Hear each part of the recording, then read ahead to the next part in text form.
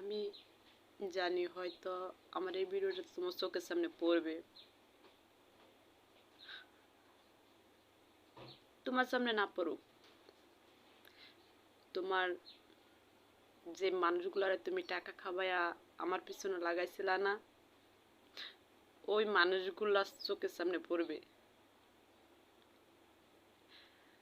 তো সবার উদ্দেশ্যে বলি, কালকে আমার সাথে যে কাজটা করছো একেবারে ঠিক করো নাই, একেবারে না। তুমি ভালো করে জানো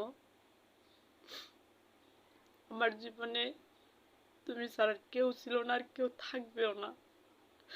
হয় তোমার সংসার থাকি বা না থাকি, এটি বাস্তব, এটি সত্যি।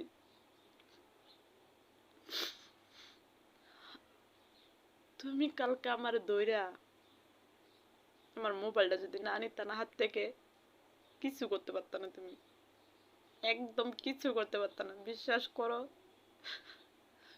তুমি বুঝতে পারছো যে আমার দুর্বলতাটা শুধু আমার মোবাইল। আমার মোবাইলটা যদি তুমি হাত করতে পারো, তাহলে আমার দুর্বলতা তুমি আমাকে স্বীকার করতে পারবা। এর জন্য আমি লঞ্চ থেকে নামার সাথে সাথে তুমি আমার ফোনটা কেড়ে নিছো। না, ভুল। লঞ্চ থেকে নামার সাথে সাথে যদি তুমি আমার ধরতা, তাও তুমি পারতা না। ওই যেই কথা তোমাকে বলছিলাম, তুমি যখন আমার মা তুলা গালিটা দিছো, তখন তোমার আমি বলেছিলাম, তুমি বলেছিলা কি যে তুমি গাড়ি আসবা আমারে নেওয়ার জন্য। তোমাকে বলছি যে কোনো রাইট নেই। আবার তুমি বলেছো যাতে গাড়ি না আসে তাহলে আমি বাসায় যাব। বলেছি তোমার কোনো অধিকার নাই, তার জন্য তুমি আমার মারে গালি দিছো।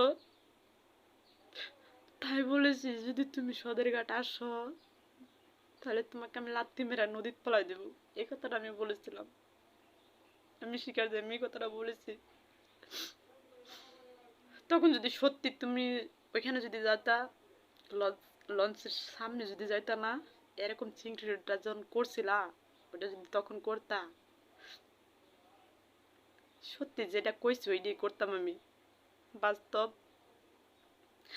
আর তার জন্য তুমি দূরে সরা থাইকা তুমি দেখছো যে আমার আত্মীয় স্বজন গুলো আমি এই লঞ্চের থেকে নামাই ওই লঞ্চে আবার যখন পার করছি, তখনও তুমি কিছু করো না। তুমি আমার পিছনে পড়ে রয়েছো, পিছনের দিকে থাইকা তুমি দেখতেছো আমি কি করি।